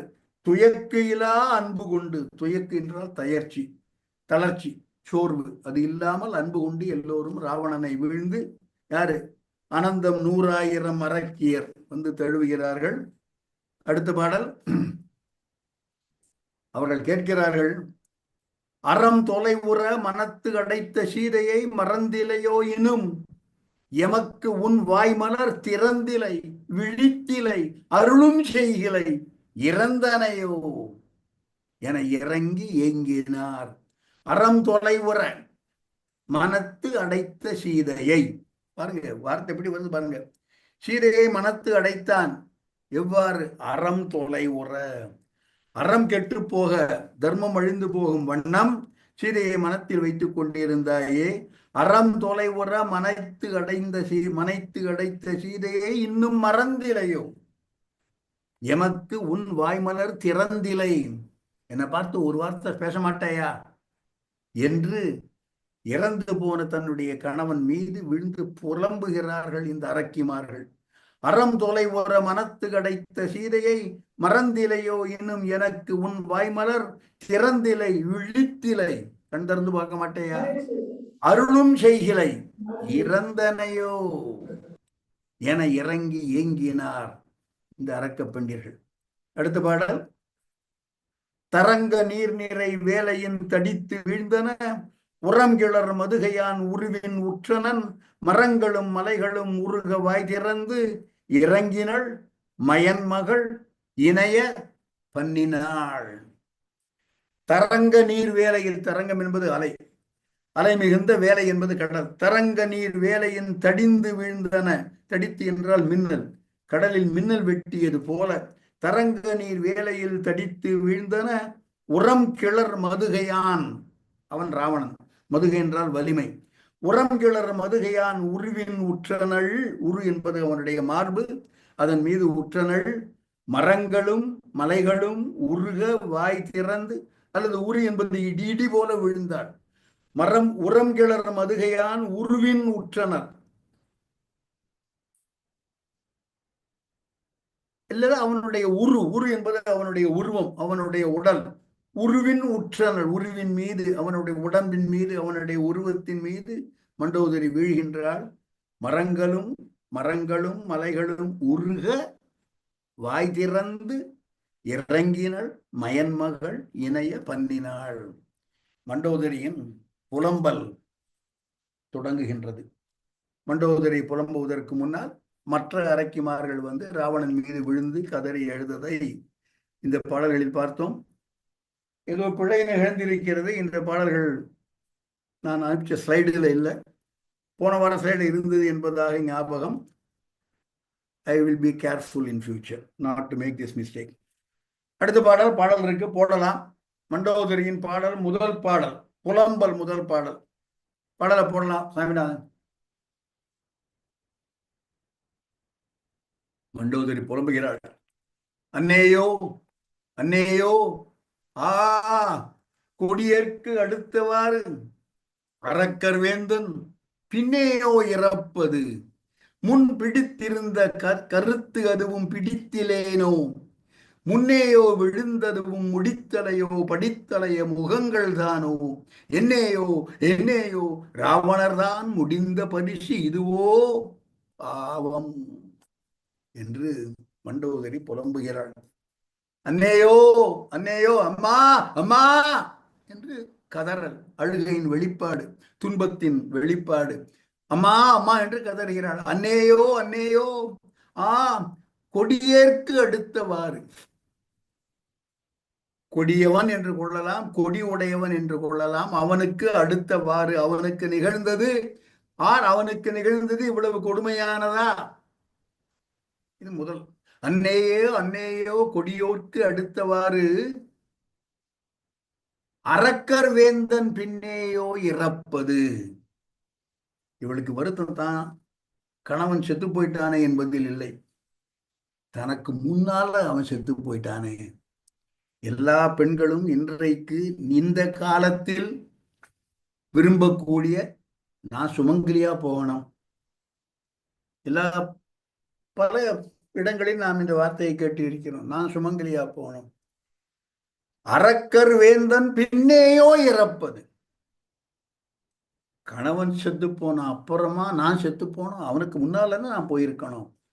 நான் சுமங்கலியா போயிருக்க வேண்டாமா? கணவன் இறந்த பிறகோ நான் இறப்பது? அரக்கர் வேந்தன் பின்னேயோ இறப்பது. முன் பிடித்திருந்த கருத்து அதுவும் பிடித்திலேனே. என்னைக்கு கல்யாணம் ஆச்சோ அன்னையிலிருந்து நான் இந்த கொள்கையை திடமாக பற்றி கொண்டிருந்தேன். எந்த கொள்கையை? அவனுக்கு முன்னால் நான் போய்விட வேண்டும் என்ற அந்த கொள்கையை. முன் பிடித்திருந்த கருத்து, அவனுக்கு முன்னால் நான் போய்விட வேண்டுமே என்று நான் முன்னால் கொண்டிருந்தேனே, அந்த கருத்து அதுவும் பிடித்திலேனே. அதில் என்னால் நிலையாக நிற்க முடியவில்லையே, அந்த கொள்கையை என்னால் பிடித்து கொண்டு நிற்க முடியவில்லையே. முன் பிடித்திருந்த கருத்து அதுவும் பிடித்திலேனோ. முன்னேயோ விழுந்தது முடித்தலையோ. முடி, முடி என்பது அவனுடைய கிரீடம். என் முன்னால் விழுந்து கிடப்பது, அல்லது முன்னால் எனக்கு முன்னால் விழுந்தது. முன்னேயோ விழுந்ததும் முடித்தலையோ. முடித்தலைகளா அவனுடைய கிரீடம் அணிந்த அந்த தலைகளா எனக்கு முன்னால் இப்பொழுது கீழே விழுந்து கிடக்கின்றன. முன்னேயோ விழுந்ததுவும் முடித்தலையோ. படித்தலையோ முகங்கள் தானோ. மீண்டும், படி என்பது பூமி. பல இடங்களில் இந்த வார்த்தையை பார்த்திருக்கலாம். படி என்பது பூமி, படி என்பது தரை. படித்தலைய முகங்கள் தானோ. பூமியில் கிடப்பது, பூமியை தழுவிக் கொண்டிருப்பது இவனுடைய முகங்களா? மீண்டும் குப்புற விழுந்தான் என்ற அந்த பதிவு. படித்தலைய முகங்கள் தானோ. என்னையோ என்னையோ ராவணனார் முடிந்த பரிசு இதுவோ. பாருங்க, எங்கேயும் சொல்ல போனார் ராவணனார் ஆர் விகுதி போட்டு கம்பன் அழைத்ததாக இதற்கு முன்னால் நான் கண்டது இல்லை. நான் எல்லா பாடலும் படிக்கல, பட் ஜெனரலா இல்லை. மண்டோதரி வாயிலாக இந்த ஒரு அடுத்து வரும் பல பாடல்களில் தன்னுடைய கணவனை, என்னதான் இருந்தாலும் அவன் கெட்டவனோ சீதை மேல ஆசை வச்சுன்றதானோ அதெல்லாம் இரண்டாம் பட்சம், என்னுடைய கணவன், என்னுடைய ஆள் ராவணனார். ராமனார் என்று கம்பராமாயணத்தில் வந்திருக்கிறதா இல்லையா என்பதை தேடி பார்க்க வேண்டும். ராமர் என்ற விகுதி இருக்கிறது. ராமனார் என்று ராமனுக்கு ஆர் விகுதி போட்டு சொன்னதாக கம்பனில் இல்லை என்பது இந்த சிறுவனுடைய அபிப்பிராயம். ராவணனார் என்று மண்டோதரி தன்னுடைய கணவனை மிகுந்த பெருமையுடன் விழிக்கும், பெருமையுடன் சுட்டும் ஒரு இடம் மண்டோதரியின் புலம்பல். என்னையோ என்னையோ ராவணனார் முடிந்த பரிசு. பரிசு என்பது தன்மை. இந்த விதமாக முடிந்து விட்டு, இந்த விதம், இது போல, இந்த வகையில், இவ்வாறு, அதுதான் பரிசு என்பது. ராவணனார் முடிந்த பரிசு இதுவோ. ராவணன் செத்து போய் கிடக்கக்கூடிய இந்த நிலைமை இப்படியா முடிய வேண்டும் என்று மண்டோதரி புலம்புகிறாள். அன்னேயோ அன்னேயோ கொடியேற்கு அடுத்தவாறு அரக்கன் வேந்தன் பின்னேயோ இறப்பது. முன் பிடித்திருந்த கருத்து அதுவும் பிடித்திலேனோ. முன்னேயோ விழுந்ததுவும் முடித்தலையோ. படித்தலைய முகங்கள் தானோ. என்னேயோ என்னேயோ ராவணர் தாம் முடிந்த பரிசு இதுவோ. பாவம் என்று கதறுகின்றாள் மண்டோதரி. ஒரு பர்டிகுலர் ரீசனுக்காக இந்த பாடலுடன் நான் இந்த வகுப்பை நிறைவு செய்கிறேன். அடுத்த பாடல், அந்த பாடலுக்கு விளக்கம் சொல்வது கிட்டத்தட்ட 1 மணி நேரம் 45 நிமிடம், சிலப்போ 1.5 மணி நேரம் கூட ஆகலாம். அடுத்த பாடல் வெள்ளருக்கன் சடை எடுத்து என்ற அந்த பாடல். அந்த பாடல் குறித்து இன்ஃபேக்ட் நான் ஒரு வாய்ப்பு கிடைத்தது, அதை சொல்லிக்கிறேன், அவ்வளவுதான். நான் நாட் தட் காலர் வசதிக்கிறது இல்லை. ஹியூஸ்டன்ல கம்பராமாயணம் பற்றி பேசுவதற்கு ஒரு வாய்ப்பு கிடைத்தது. மீனாட்சி அம்மன் கோயிலில். அப்பொழுது இந்த வெள்ளருக்கன் சடைமுடியோன் வெற்பெடுத்த திருமேனி 1 மணி நேரம் பேசினேன், அந்த ஒரு பாடல் மட்டும். அடுத்த பாடல் அதுதான். இப்போ ஆரம்பிச்சா என்ன 10 நிமிஷத்துல முடிக்க வேண்டியிருக்கும் வகுப்பை. எனவே அந்த பாடலை அடுத்த வகுப்பிற்கு கொண்டு செல்லலாம் என்று இருக்கிறேன். எனவே இத்துடன் இந்த வகுப்பை முடித்துக் கொள்கிறேன். கூடுமானவரை இயன்றவர்கள் எல்லோரும் அடுத்த வகுப்பில் வருமாறு தாழ்மையுடன். எல்லா பாடலும் வந்துருச்சாயா? Thank you. I will just rush through that. அது போடுங்க அழைப்பொலி. சாமிநாதன். இல்ல இல்ல சார், கண்டுபிடிக்க முடியல, அது இந்த ஸ்லைட்ல இல்ல. அழைப்பொலி போட முடியலையா? இப்ப காமிச்சீங்களே எனக்கு. யூ ஜஸ்ட் ஷோட் மீ தட் பாடல். அந்த அந்த ஒரு ஸ்லைட் மட்டும் தான் இருக்கு சார். அதுக்கப்புறம் அன்னையோ அன்னையோ அன்னையோன்னு போயிருது. அப்படியா? சாரி சாரி சாரி, பரவாயில்ல, விட்டுருங்க. ஸோ இந்த வகுப்பை இத்துடன் முடித்துக் கொள்கிறேன். முடிந்தால் அடுத்த வகுப்பிற்கு கட்டாயம் வாருங்கள். கம்பனின் புகழ்பெற்ற ஒரு பாடல் இடம்பெறுவதற்கான வாய்ப்பு உள்ளது. ரொம்ப ரசமான ஒரு பாடல், எனக்கு மிகவும் பிடித்த பாடல். ஒரு நிமிஷம் மியூட் பண்ணியே இருங்க. புதிதாக பலர் வந்திருக்கிறீர்கள்.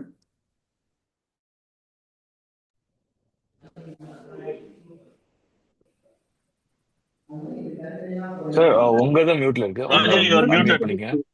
மீட் ஆயிடுச்சு.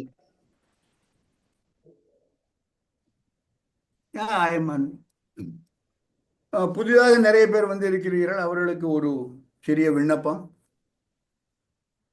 ஒவ்வொரு வாரமும் வியாழக்கிழமை இடம்பெறும் வகுப்பில் சொல்லக்கூடிய 6 விளக்கத்திற்கு எடுத்துக் கொள்ளப்படும்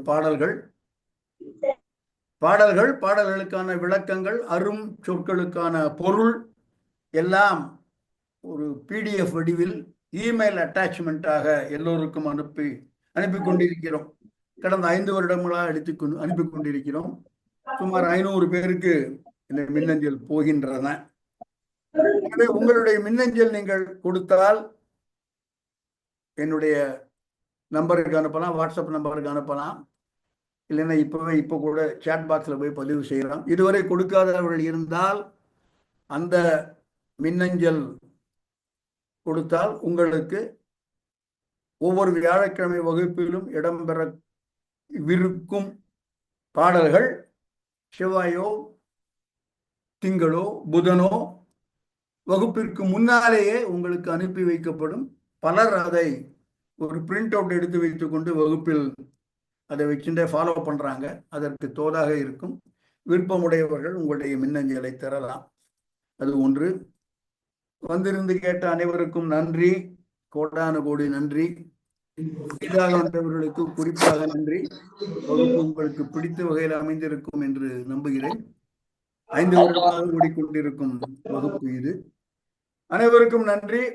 சாமிநாதன் ஒவ்வொருவரையும் அன்மியூட் பண்றதுக்கு எனேபிள் பண்ணி, மேலும் கருத்து சொல்ல விரும்புபவர்கள், வியாக்கியானம் சொல்ல விரும்புபவர்கள், அல்லது ஏதேனும் ஐயம் இருந்தால் கேட்பவர்கள் கேட்கலாம். நன்றி, வணக்கம். வரதராஜன். ராஜன், உங்களோட பிரிண்ட் அவுட்ல ஒரு புறப்புற வெண்பா மாலை ஒண்ணு இருக்கு, அதை சொல்லாமே இருக்கு இல்லையா உங்கள்கிட்ட கையில? கடைசி பாட்டுக்கு. ஆமா ஆமா. ஓ, அது அடுத்த கிளாஸ்ல சொல்றேன் நான். ஓ, அதை போட்டலாம். சாமிநாதன்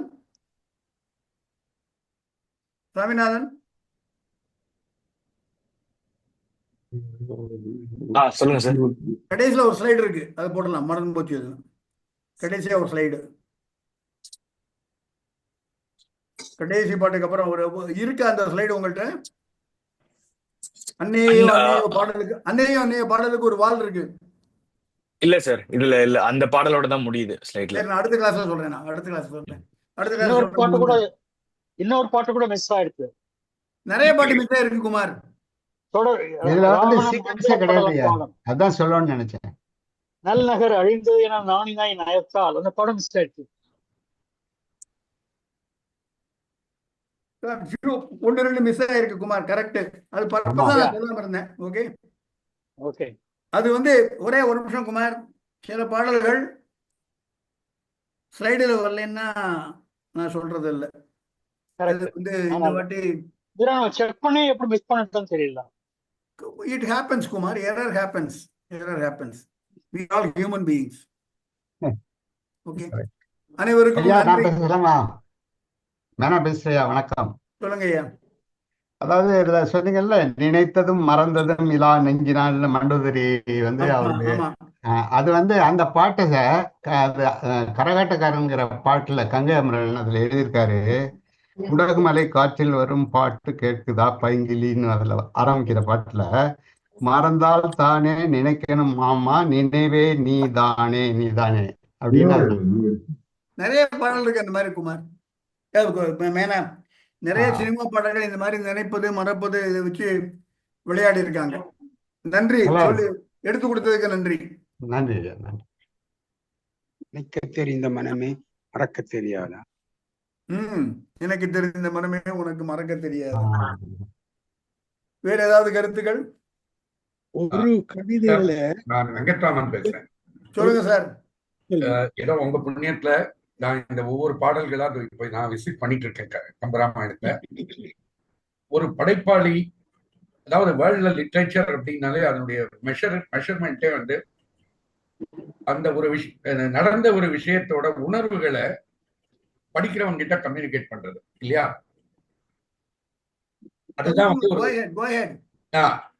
அந்த விஷயத்துல இத்தனை நாள் ஒரு விபீஷணன் அழுததும், அரக்கிகள் எழுததும், மண்டோதரி எழுததும் நான் இப்ப கேட்டுட்டு இருக்கும்போது என் கண்ணிலே தண்ணி வந்துடுச்சு, இந்த 2 கிளாஸாவே. அப்ப கம்பரோட அந்த ஒரு இது எங்க சொல்றதுன்னே எனக்கு தெரியலையா. இதை எனக்கு எடுத்து காட்டினதுக்கு உங்களுக்கு கோடானு கோடி நன்றி. வெங்கட்ராமன், நீங்க கொஞ்சம் சமீபத்துல வந்திருக்கீங்க. நான் எப்பவும் சொல்ற வழக்கம், கம்பனோட சக்கரை பொங்கலை எடுத்து பரமாறுற சர்வர் தான் நான். அதனால சக்கரை பொங்கல் நிஜமாவே ரொம்ப நன்னா தான் இருக்கும். வழக்கமான உங்கள் பணிவு இருந்தாலும் நான் வாங்கி சாப்பிட்டது உங்க கையில தான். நன்றி நன்றி வெங்கட்ராமன், நன்றி. அடுத்த பாடல் இன்னும் ரொம்ப சிறப்பா இருக்கும். நன்றி, காத்துட்டு இருக்கேன். Right, thank you. இருக்கதே தெரியல, இப்ப உங்களாலதான் சக்கரை பொங்கல் இருக்கதே தெரிஞ்சு உங்கள்ட்ட இருந்து வாங்கி வாங்கி சாப்பிட்டுட்டு இருக்கிறோம். அதனால ரொம்ப சுவையா இருக்கு அண்ணா. வணக்கம் அண்ணா. தேங்க்யூ தேங்க்யூ தேங்க்யூ, நன்றி. ஒரு கவிதையில இயக்க மங்கர்கள் நாகர் மங்கைகள் என்று 2 அரக்கர்களை குறிப்பிடுவது. அது இயக்கர் நாகர் என்றது மகாவம்சத்திலேயும் வருகிறது. அதாவது விஜயன் என்றவன் இலங்கைக்கு வந்து சேரைக்க இயக்கர் நாகர் என்று 2 பகுதியார சந்திக்கிறார். அது மகாவம்சத்துல கம்பன்லயே பல இடங்களை சொல்லியிருக்கான் ஐயா. கம்பன்ல சுந்தரகாண்டத்துல அனுவன் இந்த இலங்கைக்குள்ள போயிட்டு வரும்போது ராவணனுக்கு என்னென்ன மாதிரி உரிமை மகளிரா இருந்தார்கள்னு பலவரப்பட்ட அதெல்லாம் பல இடங்களில் சொல்லி இருக்கிறான் இந்த பலதர். நன்றி நன்றி கார்த்திகேயன். உரகம்னா பாம்புன்னு சொன்னீங்க. ஆக்சுவலா திருக்கோஷ்டியூர் பெருமாளுக்கு உரகம் எல்லானையான்னே பேரு. சார், இந்த உரகம்ங்கிறத வார்த்தை சம்ஸ்கிருத மூலம் உரம் அப்படின்னா நெஞ்சு, தோல். கம் அப்படின்னா போறது. தோளால தேய்ச்சிண்டு இப்படி மூவ் பண்றதுனால பாம்புக்கு வந்து உரகம். அதே போல புஜங்கம்ங்கிற வார்த்தைக்கும் அதேதான் ரூட். புஜம் புயங்கள், அதனால இப்படி தேய்ச்சின்னு மூவ் பண்றதுனால புயங்கம் பாம்புக்கு. இன்னும் ஒரே ஒரு குட்டி இது துணுக்கு. அந்த புஜங்கம்ங்கிற அந்த அப்படி வளைஞ்சு போகிற அந்த நடை அது இருக்கிறதுனால ஒரு பர்டிகுலர் சம்ஸ்கிருத போயட்ரிக் மீட்டருக்கு புஜங்கம்னு பேரு. சுப்பிரமணிய புஜங்கம் ரொம்ப ஃபேமஸ் ஸ்தோத்திரம்.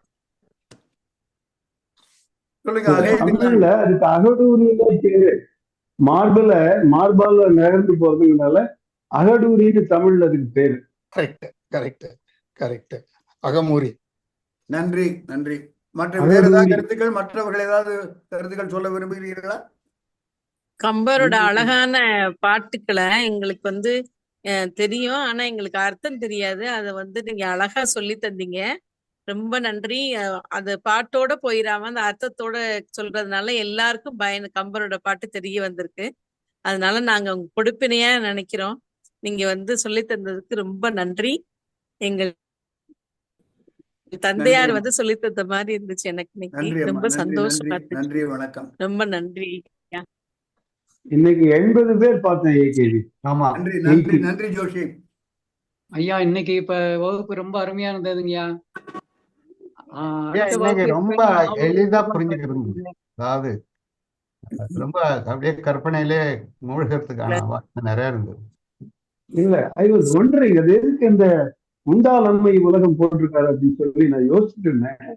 அப்புறம்தான் உயிர் கொடுத்து பழி கொண்டாயே அப்படிங்கிறதுக்காக அந்த பாட்டை போட்டிருக்கிறீங்க அப்படின்னு நான் புரிஞ்சு. இது நமக்கு ஸ்கூல்ல வந்த பாட்டு இது. கடலுள் நோய்ந்த இளம்பேர் வழுதி, கடலுள் நோய்ந்த இளம்பேர் வழுதி அவன் பாடின பாட்டு இது. நம்ம 2 பேரும் கிட்டத்தட்ட ஒரே வயசுக்கு நல்ல பிளாட்ஃபார்மோ படிச்சிருப்போம். எல்லாரும் படிச்சிருப்போம் இந்த பாட்டு. மனப்பாட பகுதி சார் அது. அந்த காலத்துல மனப்பாட பகுதி. மனப்பாட பகுதி. நன்றி. வேற ஏதாவது கருத்துக்கள்? ஐயா வணக்கம்.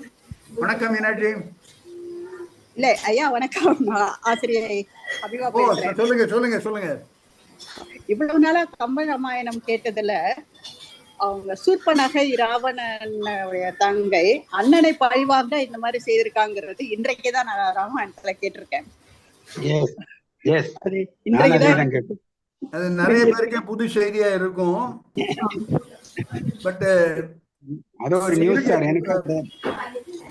பட் ராவணன் அறியாமல் கொன்று விட்டேன் அப்படின்னு தான் சொல்றான். பட் சூர்பனகை இவன் உலகம் ஆழ்வதை நான் பார்த்து கொண்டு இருப்பேனோ அந்த மாதிரிலாம் சொல்றது. அதுக்கப்புறம் வீட்டனே டைரக்டா தங்கை பழி தீர்த்து கொண்டாளோ அப்படின்னு சொல்றது. அதே மாதிரி மூலநாசம் வேற முடிக்கும் மொயம்பினாள் என்ற வார்த்தை சூர்பனகை செய்தாள் என்று கம்பனும் ஒத்துக்கொள்கிறான். ஏன் சார் சூர்பனகை புலம்பல் எல்லாம் கம்பர் எழுதலீங்களா? கம்பர் எழுதலையா?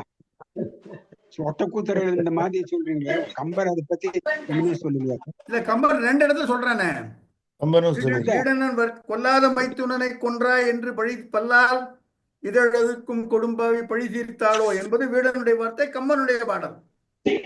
சார் இதுல ஒரு சின்ன ஒரு கோயின்சிடன்ஸா ஒரு கம்பேரபிள் ஃபேக்ட் என்னன்னா, இங்கிலீஷ்ல வந்து hell hath no fury like the women's scorned அப்படின்னு சொல்லுவா. சின்ன வயசுல ராமர் வந்து தன்னுடைய அம்பால கூனியோடைய முதுகலை அடிச்சதுனால அதனால ராமர் மேல ஒரு வன்மம் கொண்டு ராமனை காட்டுக்கு அனுப்புறதுக்கு கூனி சூழ்ச்சி பண்றான்னு. சோ ராமனுக்கு அந்த மாதிரி ஆறுது கூனியினால. ராவணனுக்கு அவனுடைய சகோதரி, அவனுடைய தங்கையே ராவணன் தன்னுடைய கணவனை கொன்று விட்டான் என்பதற்காக வன்மம் கொண்டு ராவணனோட அழிவுக்கு அவ தன்னால முயன்றதை பண்ணி வெற்றி அடைகிறார்கள். சோ இதுல என்ன வேடிக்கைன்னா, முழு ராமாயணமும் முதல்ல ராமர் கூனிய உசுப்பி விட்டு ராமர்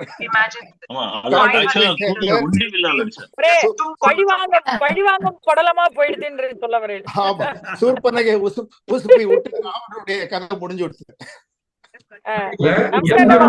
எனக்கும் அந்த சூர்பனகையோடது எனக்கும் இன்னைக்கு புதுசாதான் இருந்தது. இந்த வரிகள் வந்து அழகா நீங்க எக்ஸ்பிளைன் பண்ணது ரொம்ப நல்லா இருந்தது. அதோட அந்த உத்தர ராமாயணத்தை சேர்த்து நீங்க சொன்னது வந்து ரொம்பவே வந்து எப்படின்னா ஒரு புதுசா நம்ம அடுத்தாப்புல பேசும்போது இதெல்லாம் நம்ம எடுத்துக்கணும் அப்படின்னு சொல்ற அளவுக்கு ரொம்ப இனிமையா இருந்தது மாமா. ரொம்ப ரொம்ப தேங்க்யூ.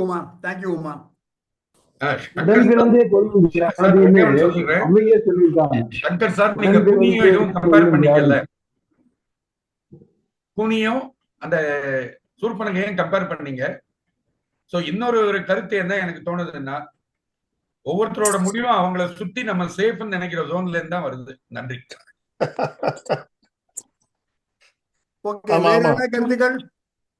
நமஸ்காரம். நான் வசந்தா ரங்கமணி, பெங்களூர்ல இருந்து. உங்க பேரு? வசந்தா ரங்கமணி. சொல்லுங்க வசந்தா. பெங்களூர்ல இருந்து 2வது கிளாஸ், இப்பதான் 2வது. அந்த சூர்பனகை பழி தீர்க்கிறதுங்கிறத எனக்கு தான் நானும் ஃபர்ஸ்ட் கேள்விப்படுறேன். ரொம்ப புதுமையான ஒரு இது தெரிஞ்சுட்டோன்னு ரொம்ப சந்தோஷமா இருக்கு. அதான் ஒரே ஒரு டவுட், வால்மீகி ராமாயணத்துல அப்படி இருக்கா இல்ல இது கம்பர் அப்படி கற்பனை பண்ணிட்டாரா? நான் பார்த்து சொல்றேன், அடுத்த வாட்டி சொல்றேன். நான் வாய்மொழி போறது இல்ல. ஓகே, பட் நான் அடுத்த கிளாஸ்ல கம்பேர் பண்ணி சொல்றேன். ஒரு சின்ன okay okay. Thank you. Thank you. Right. Thank you Vasantha. வேற ஏதாவது கருத்துக்கள்? ரொம்ப அருமையா இருக்கு. ஃபர்ஸ்ட் டைம் நான் கேட்கறேன், அதனால ரொம்ப சந்தோஷமா இருக்கு. சாமிநாதன். Yes sir. வேற யாரும் கருத்து சொல்லலைன்னா வகுப்பு முடிச்சுக்கலாம் ஐயா. நன்றி, வணக்கம். Okay sir. வணக்கம் ஐயா. வணக்கம் மீனாட்சி. சொல்லுங்க மீனாட்சி. இல்ல வணக்கம் தான் சொல்லணும் ஐயா. இன்னைக்கு நான் லேட்டா தான் ஜாயின் பண்ணேன். எல்லாத்தையும் கேட்டுட்டேன். வணக்கம் ஐயா, ரொம்ப நல்லா. வணக்கம்.